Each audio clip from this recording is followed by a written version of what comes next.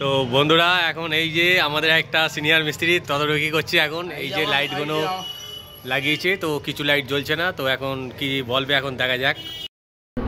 Hello everyone, আমার চ্যানেলে স্বাগত, এনআরএল টেক অ্যান্ড সাউন্ড।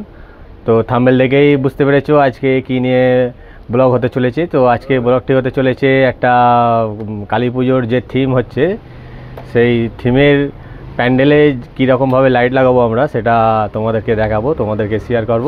তো চলো দেখতে থাকো। বন্ধুরা দেখতেই পাচ্ছ এই ছাদের উপর দিয়ে একটা লং থ্রো লাইট লাগানো হচ্ছে। তো এই সাইডে দুজনা কাজ করছে, প্যান্ডেলটা কভার করার জন্য এই লাইটটা লাগানো হচ্ছে ওই ছাদের উপর দিয়ে। আর এই যে প্যান্ডেলের ভিতরের অংশটা এটা হচ্ছে এই সাইড দিয়ে হচ্ছে প্রবেশ করবে। আর তারপরে হচ্ছে এইসব থিমের যেসব কারিকার্য আছে সেই সব দেখতে পাবে দর্শনার্থীরা। আর এটা হচ্ছে প্যান্ডেলের ভিতরের কাজ, তো এখনও আনকমপ্লিট আছে।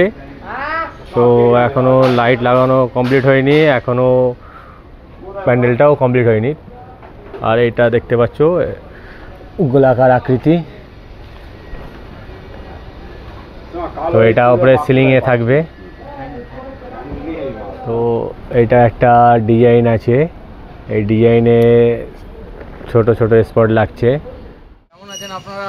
আশা করি সবাই ভালো আছেন। আমরা আমাদের দাদার কালী পুজোর কাজ হচ্ছে, আমরা খুব হার্ডওয়ার্কিং করছি। এই কড়া রোদে আমরা লাইট ছাদে কাজ করছি, খুবই হার্ডওয়ার্কিং করছি, খুবই পরিশ্রম করছি জাস্ট কালী পুজো সাজানোর জন্য। তো আমাদের দাদা খুব ভালো দাদা, আমাদের কষ্টটা বুঝিয়ে কষ্টটা কমানোর চেষ্টা করছে।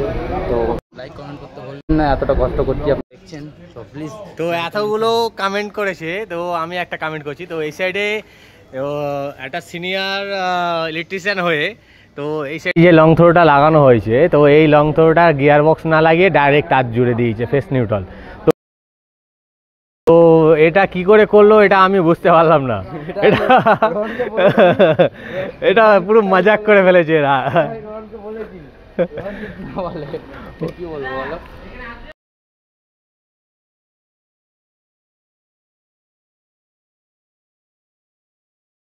আমি ছিলাম না, না কোথায় ছিলে? কে ছিলাম না?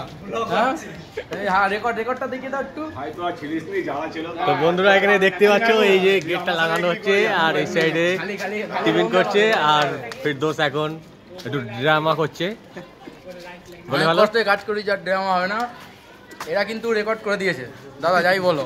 এরা এই বিল্ডিংটা রাইস ঝুলিয়েছে, এই যে উপরে হাফ বেলা আমরা পুরো কাজটা ফিনিশ করলাম এই করা রোদে। এরা হাফ বেলা পুরো নিয়েছে এই মাত্র ছাড় থেকে